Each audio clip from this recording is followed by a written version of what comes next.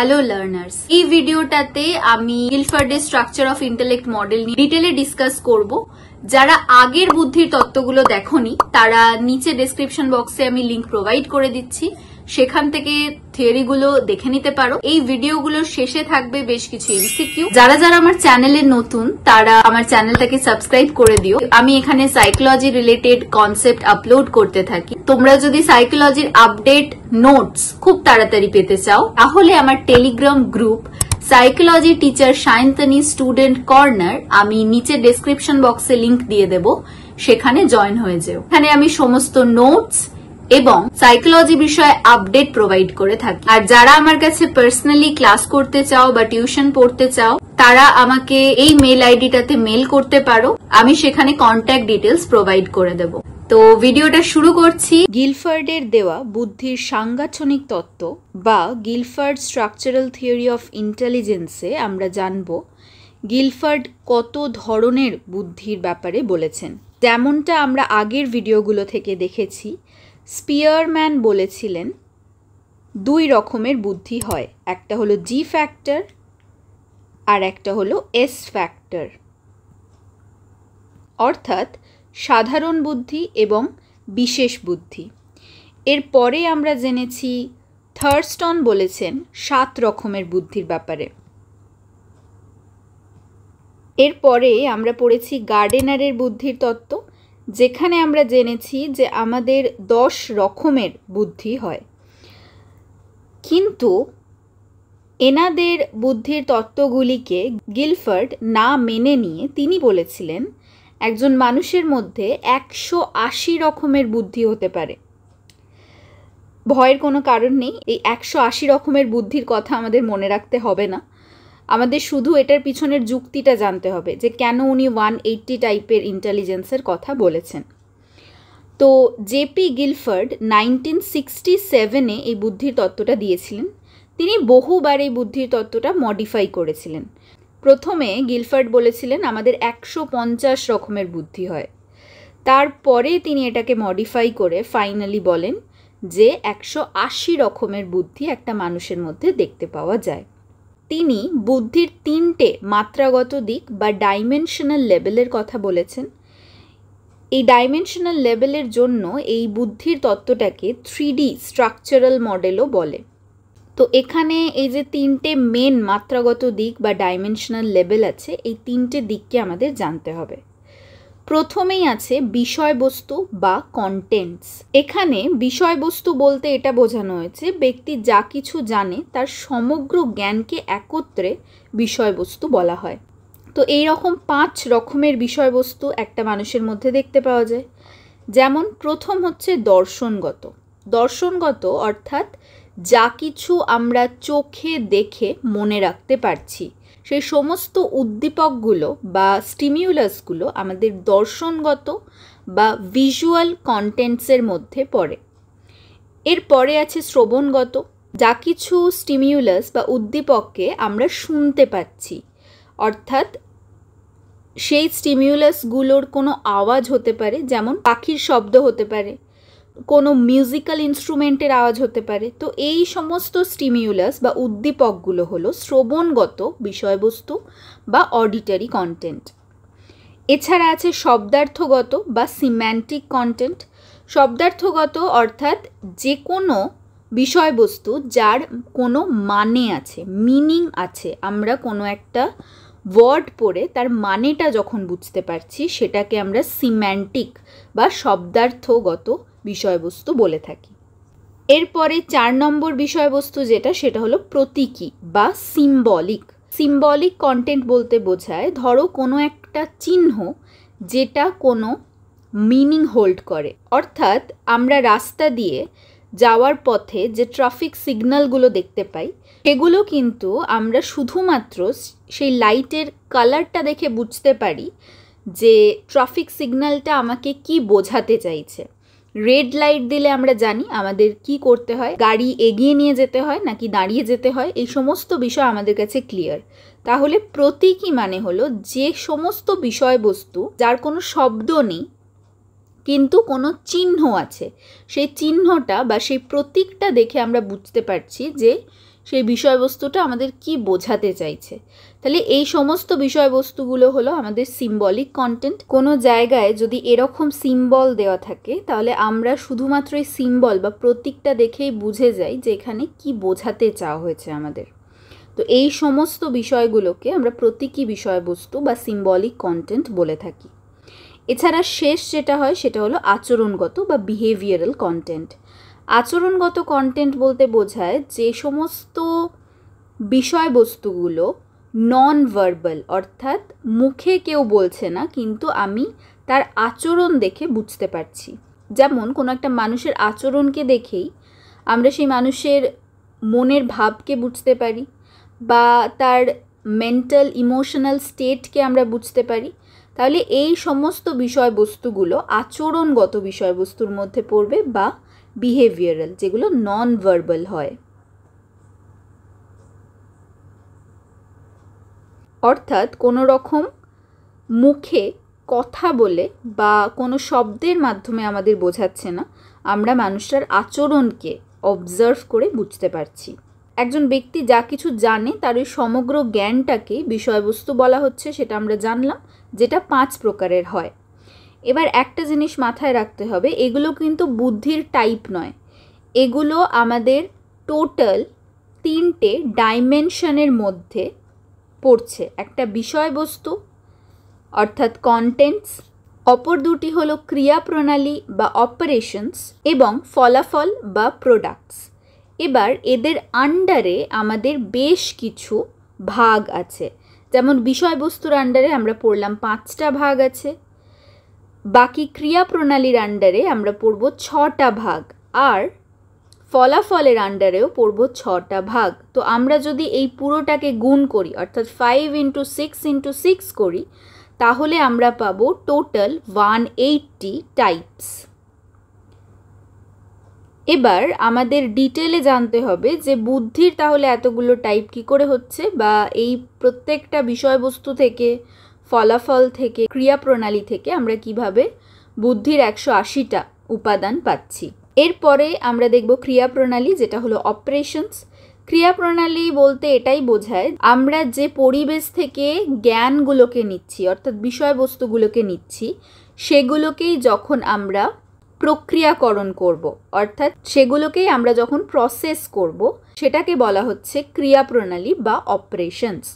তাহলে এখানেও 6 রকমের ক্রিয়া প্রণালী বা অপারেশনস রয়েছে। যেমন প্রথম হচ্ছে জ্ঞান বা চেতনা, যেটাকে বলা হয় কগনিশন। যখন আমরা পরিবেশ থেকে কোনো উদ্দীপককে দেখি এবং সেটাকে বোঝার চেষ্টা করি, তখন আমরা সেটাকে জ্ঞান বা চেতনা বলি। তাহলে জ্ঞান বা চেতনা বা কগনিশন বলতে বোঝায় কোনো একটা বিষয়বস্তুকে ডিসকভার করা, সেটাকে জানা এবং সেটার ব্যাপারে অ্যাওয়্যার হওয়া। তো এই সমস্তগুলোকে আমরা জ্ঞান বা চেতনার মধ্যে ফেলি। তাহলে কোনো একটা বিষয়বস্তুকে আমরা যখন ডিসকভার করতে পারছি, আমরা যখন জানতে পারছি এবং তার ব্যাপারে অ্যাওয়্যার হতে পারছি, সেটাকে আমরা বলতে পারবো যে আমাদের জ্ঞান অর্জন হলো বা আমাদের চেতনা এলো। এরপরে স্মৃতি নথিভুক্তকরণ, যেটাকে বলা হয় মেমরি রেকর্ডিং। স্মৃতি নথিভুক্তকরণ মানে কি? এখানে আমরা যে কোনো ইনফরমেশনকে যখন স্টোর করছি, স্টোর মানে কি, আমাদের মেমরিতে যখন সেটা ইনপুট হচ্ছে, তো এটাকে বলা হচ্ছে স্মৃতি নথিভুক্তকরণ। তাহলে পরিবেশ থেকে যা কিছু বিষয়বস্তু আমরা পাচ্ছি, সেগুলোকে যখন আমরা মেমরিতে স্টোর করছি, সেটাকে আমরা মেমরি রেকর্ডিং বলি। এরপরে হলো স্মৃতি সংরক্ষণ, যেটাকে বলা হচ্ছে মেমরি রিটেনশন। যখন আমরা এই উপাদানগুলোকেই আমাদের মেমরিতে অনেক দিন ধরে স্টোর করে রাখছি এবং যখন আমাদের দরকার পড়ছে, তখন আমরা কি করছি, সেই ইনফরমেশনগুলোকেই আবার পুনরুদ্ধার করছি, অর্থাৎ রিকল করছি। এটাকে স্মৃতি সংরক্ষণ বলে। এটাও ভীষণ ইম্পর্ট্যান্ট আমাদের যে কোনো ইনফরমেশনকে মনে করার জন্য। তাহলে এই মেমরি নথিভুক্তকরণ আর সংরক্ষণের মধ্যে পার্থক্য একটাই, নথিভুক্তকরণ একটা কন্টিনিউয়াস প্রসেস, অর্থাৎ আমরা যা কিছু ইনফরমেশন পরিবেশ থেকে দেখছি সেটা রেকর্ড হওয়া অবধি, আমাদের নথিভুক্তকরণ বলা হয়, সেটা আমাদের মেমোরিতে স্টোর হওয়া অবধি। স্মৃতি সংরক্ষণটা কি? মেমোরিতে স্টোর থাকছে অনেক দিন ধরে বা অনেক সময় ধরে, এবং যখন আমাদের দরকার পড়ছে আমরা সেই ইনফরমেশনটা, সেই তথ্যটাকে আমরা আমাদের স্মৃতি থেকে বার করে আনতে পারছি, রিকল করতে পারছি। এটাকে স্মৃতি সংরক্ষণ বলা হচ্ছে। এরপরে অভিসারী সৃজন বা চিন্তন, যেটাকে বলা হয় কনভার্জেন্ট প্রোডাকশন অর থিঙ্কিং। অভিসারী চিন্তন মানে হলো যেখানে একটা প্রবলেমের একটাই সলিউশন থাকবে। অর্থাৎ আমাদের লাইফে এমন কিছু সমস্যা আমরা সম্মুখীন হই যেখানে একটা প্রবলেমের একটাই সলিউশন হয়, অন্য কোনো সলিউশন হয় না। সেই যে প্রবলেমগুলো আমরা সলভ করে থাকি এগুলো অভিসারী চিন্তনের মাধ্যমে করে থাকি। যেমন আমি যদি জিজ্ঞেস করি 1 2 3 ড্যাশ, এটার পরে কি বসবে, এখানে কিন্তু একটাই আনসার হবে, এখানে 4 বসবে। তাহলে এই যে চিন্তাটা আমরা করলাম এটাকে অভিসারী চিন্তন বলা হচ্ছে, কনভার্জেন্ট প্রোডাকশন অর থিঙ্কিং, যার একটা প্রবলেমের একটাই সলিউশন হবে। অপসারী সৃজন বা চিন্তনটা কি? এখানে একটা প্রবলেমের মাল্টিপল সলিউশন হবে, অর্থাৎ এটা ক্রিয়েটিভ কাজ করার জন্য ভীষণ ইম্পর্টেন্ট। অপসারী চিন্তন, অপসারী মানে ছড়িয়ে যাওয়া। তো এখানে কি হয়, ওয়ান প্রবলেম মাল্টিপল সলিউশন, অনেকগুলো সমস্যার সমাধান হতে পারে। এখানে অপসারী চিন্তনের এক্সাম্পল হবে, ধরো একটা কোনো কোম্পানিতে একজন বস বলেছেন যে কোনো একটা পার্টিকুলার প্রজেক্টের জন্য বিভিন্ন আইডিয়া ভেবে আসতে, তাদের এমপ্লয়িদেরকে বলা হয়েছে। তো এখানে একজন এমপ্লয়ি একটা প্রবলেমের অনেকগুলো আইডিয়া ভেবে আসলো, সে প্ল্যান এ প্ল্যান বি এরকমভাবে অনেকগুলো আইডিয়া দিতে পারলো। তো এইটাকে আমরা অপসারী সৃজন বা চিন্তন বলতে পারি, যেখানে একটা প্রবলেমের সে অনেকগুলো সলিউশন দিতে পারছে। এরপরে মূল্যায়ন অর্থাৎ ইভ্যালুয়েশন। মূল্যায়ন মানে কি? জাজমেন্ট। আমরা যখন জাজ করতে পারছি কোনটা আমার জন্য বেটার হবে, কোন জামাটা আমার জন্য বেটার হবে, তাহলে এখানে অনেক ইনফরমেশন আমরা কালেক্ট করার পর আমরা সেই ইনফরমেশনগুলোর মধ্যে জাজ করছি কোনটা বেটার, এটা নাকি অন্যটা। কোনো ডিসিশন নেওয়ার সময় আমাদের মূল্যায়ন করতে হয়। তাহলে এই 6টা হলো আমাদের ক্রিয়া প্রণালীর মধ্যে পড়ে। এরপরে লাস্ট যে ডাইমেনশনটা আছে সেটা হলো ফলাফল অর্থাৎ প্রোডাক্টস। তাহলে আমরা যা কিছু বিষয়বস্তু পরিবেশ থেকে পাচ্ছি সেগুলোকে প্রক্রিয়াকরণ করার পর বা ক্রিয়া প্রণালী করার পর আমরা একটা ফলাফল পাব। সেই ফলাফলটা কি? এক হচ্ছে ইউনিট বা একক। ইউনিট বা একক বলতে বোঝায় ছোট্ট ছোট্ট ইনফরমেশন, অর্থাৎ isolated bits of information that is unrelated from each other. মানে যে কোনো ইনফরমেশন যেটা একে অপরের সাথে রিলেটেড নয়, এগুলো কি হয়, এই ইউনিট বা একক আমরা এক একটা ওয়ার্ডকে বলতে পারি। যেমন ধরো কেউ একজন প্রথমে একটা বিষয়বস্তু দেখলো, অর্থাৎ দর্শনগত প্রক্রিয়া দিয়ে সে বিষয়বস্তুটাকে দেখলো, সে একটা পাখি দেখলো, সেটা কোয়েল পাখি হতে পারে। তো সে যখন দেখলো তার প্রসেসিং হবে কিভাবে, তার কগনিশন হবে, অর্থাৎ তার জ্ঞান বা চেতনার মাধ্যমে সে বুঝতে পারবে যে এটা সে কোয়েল পাখি দেখছে। আর সে যখন এটাকে বুঝতে পারছে যে এটা কোয়েল পাখি, এইটা হলো আমার ফলাফল বা একক। তাহলে কোয়েল পাখি, বাঘ বা হাতি এগুলো এক একটা ইউনিট বা একক যেগুলো একে অপরের সাথে রিলেটেড নয়, আনরিলেটেড বিটস অফ ইনফরমেশন। এরপরে শ্রেণী বা ক্লাসেস।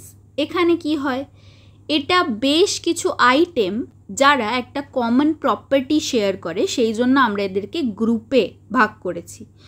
যেমন তোমাদের ক্লাসে বেশ কিছু মানুষজন আছে যারা একটা সেম সাবজেক্ট নিয়ে পড়াশোনা করছো, তোমাদের এই প্রপার্টিটা কমন যে তোমরা প্রত্যেকে একই সাবজেক্ট নিয়ে পড়ছো। তো এইটা হলো শ্রেণী, তোমরা একটা শ্রেণীতে পড়ছো। এখানে ঠিক তেমন আমরা এরকম বিভিন্ন ক্লাসেস পেতে পারি, যেমন আমরা যদি বলি পশু, পশুদের মধ্যে অনেক কিছু পড়বে, বাঘ, সিংহ, হাতি, এই সব কিছু পশু। তাহলে পশু একেবারে বললে আমরা কিন্তু কোনো আলাদা আলাদা পশুকে বোঝাচ্ছি না, আমরা বরং পুরো পশু জাতিটাকেই বোঝাচ্ছি। তাহলে এটা হলো শ্রেণী, যেখানে একটা আমি কমন ফ্যাক্টর প্রত্যেকের আছে, তাদেরকে আমি একটা ক্লাসেসে ভাগ করে দিচ্ছি। পশু বললে সমস্ত পশু পড়বে, পাখি যদি বলি তাহলে সেখানে সব পাখি পড়বে। এটা হলো শ্রেণী। এরপরে সম্পর্ক, সম্পর্ক অর্থাৎ রিলেশনস। রিলেশনস মানে কি, ধরো অনেকগুলো একক আছে, তাদের মধ্যে কি সম্পর্ক আছে সেটাকে আমি যখন বুঝতে পারছি, এটাকে বলা হয় রিলেশনস বা সম্পর্ক। যেমন ধরো আমি বলছি ঈগল আর এরোপ্লেনের মধ্যে সম্পর্ক কি, আমি এখানে বলতে পারি যে দুটোই আকাশে ওড়ে, অনেক উঁচুতে উঠতে পারে। তাহলে এই দুটো আলাদা আলাদা এককের মধ্যে আমি যখন কি রিলেশনশিপ আছে এটাকে সেন্স করতে পারছি, এটাকে বুঝতে পারছি, তাকে আমরা সম্পর্ক বলে থাকি। এরপর হলো রীতি বা সিস্টেম। এটা অনেকগুলো ক্লাসেস নিয়ে তৈরি হয়, যেমন ইকোসিস্টেম, এটা একটা রীতির মধ্যে পড়ে বা সিস্টেমের মধ্যে পড়ে। এটা একটা বড় অর্গানাইজেশনস অফ ইনফরমেশন, যেটা প্রত্যেকের মধ্যে একটা কমন রিলেশনশিপ থাকবে। যেমন ধরো আমি যদি বলি ইকোসিস্টেম, তাহলে ইকোসিস্টেমের আন্ডারে সব কিছু পড়বে।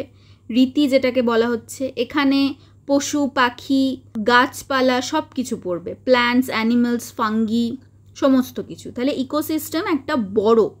তাহলে এখানে দুটো বা তার বেশি শ্রেণীকে নিয়ে আমরা যখন একেবারে সিস্টেমে ভাগ করছি, সিস্টেমে ফেলছি, সেটাকে রীতি বলা হচ্ছে বা সিস্টেম বলা হচ্ছে। এরপরে রূপান্তরকরণ বা ট্রান্সফরমেশন। এটা কি, যখন ধরো কোনো একটা ইনফরমেশনে চেঞ্জ আসে এবং সেটাকে আমরা বুঝতে পারি, সেন্স করতে পারি, তখন সেটাকে রূপান্তরকরণ বলে।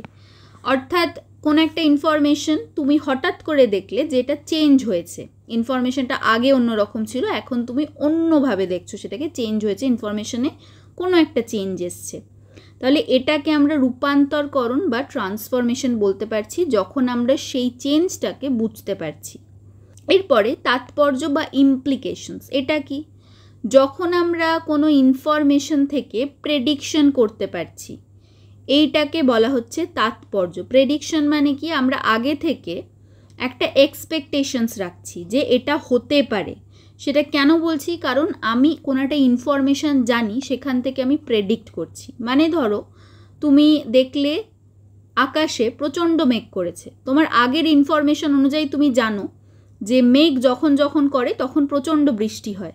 তাহলে এই ইনফরমেশনটা যে তুমি জানো, এখান থেকে তুমি একটা প্রেডিকশন করলে বা একটা এক্সপেকটেশনস তুমি রাখলে যে আজকেও হয়তো বৃষ্টি হতে পারে। এই যে এটা তুমি করলে, এটাকে বলা হয় তাৎপর্য বা ইমপ্লিকেশনস। এখন আমরা বুঝবো গিলফার্ড কিভাবে 180 টাইপের ইন্টেলিজেন্সের কথা বলেছিলেন। গিলফার্ড এই 180 টাইপটাকে একটা কিউবের মধ্যে প্লট করেছিলেন। তো সেই 3D স্ট্রাকচারটা আমরা দেখে নেব, এই জন্য এটাকে 3D মডেলও বলা হয়। ওনার থিওরিতে উনি এরকম একটা কিউব স্ট্রাকচার এঁকেছিলেন, যেখানে উনি আমাদের এই 180টা টাইপ বুদ্ধির করেছিলেন। তো প্রথমে উনি বলেছেন যে আমাদের কন্টেন্ট যেটা আছে, অর্থাৎ বিষয়বস্তু, সেগুলো 5টা। তাহলে 5 কন্টেন্টস বা বিষয়বস্তু। এই 5টা বিষয়বস্তু কি কি? প্রথম হলো দর্শনগত, যেটাকে বলা হয় ভিজুয়াল কন্টেন্ট। তারপর শ্রবণগত অর্থাৎ অডিটরি কন্টেন্ট। এরপর শব্দার্থগত বা সিম্যান্টিক কন্টেন্ট, প্রতীকী বা সিম্বলিক কন্টেন্ট, আচরণগত বা বিহেভিয়ারাল কন্টেন্ট। এরপরে আমরা দেখেছি 6 রকমের ক্রিয়াপ্রণালী বা অপারেশনস আছে। তো সেই 6টি ক্রিয়াপ্রণালী বা অপারেশনস, প্রথম হলো জ্ঞান বা চেতনা বা যেটাকে কগনিশন বলে। এরপরে মেমরি রেকর্ডিং বা স্মৃতি নথিভুক্তকরণ। আর আছে মেমরি রিটেনশন বা স্মৃতি সংরক্ষণ। এরপর আছে অভিসারী সৃজন বা চিন্তন, যেটাকে কনভার্জেন্ট প্রোডাকশন বলা হচ্ছে। তারপর আছে ডাইভার্জেন্ট প্রোডাকশন অফ থিঙ্কিং, অপসারী সৃজন বা চিন্তন। আর মূল্যায়ন বা ইভ্যালুয়েশন।